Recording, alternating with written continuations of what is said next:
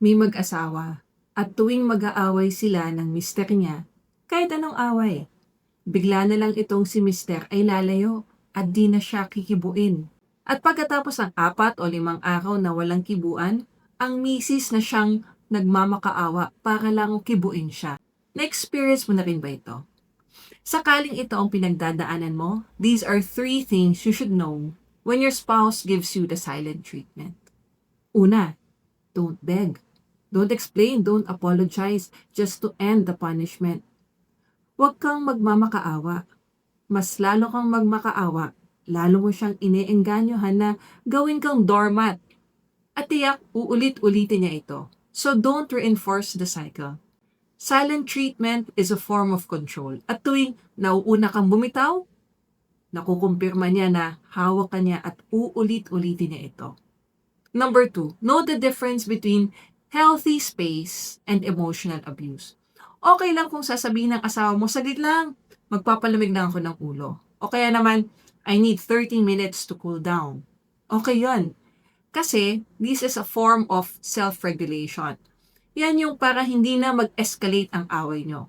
Pero kung lingguhan na wala kayong kibuan, hindi na cooling off yun. Manipulation na ang tawag doon. Number 3, protect your dignity and lean on healthy support. At silent treatment kasi is designed to make you feel small. Para kang manliliit at isipin mo wala ka ng halaga. Kaya imbes na magmukmok, pangalagaan mo ang sarili mo, self-care. Sa Pilipinas, ang silent treatment ay hindi ground for annulment.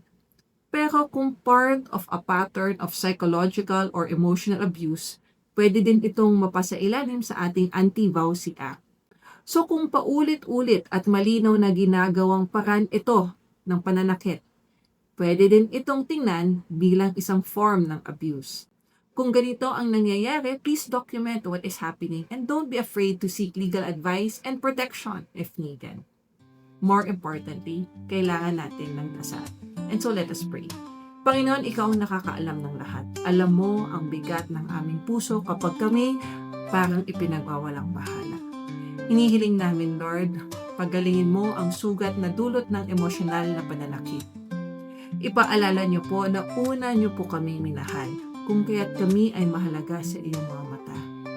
Isinasama namin sa aming panalangin na muling maranasan namin mag-asawa ang init ng iyong paglingap sa aming pagsasama. Dalangin namin sa ngalan ni Jesus na aming Panginoon sa pamagitan ng panalangin ng mahal na Ina. Amen. Sa ngalan ng Ama, Anak, Diyos, Espiritu Santo. Amen. And God bless you.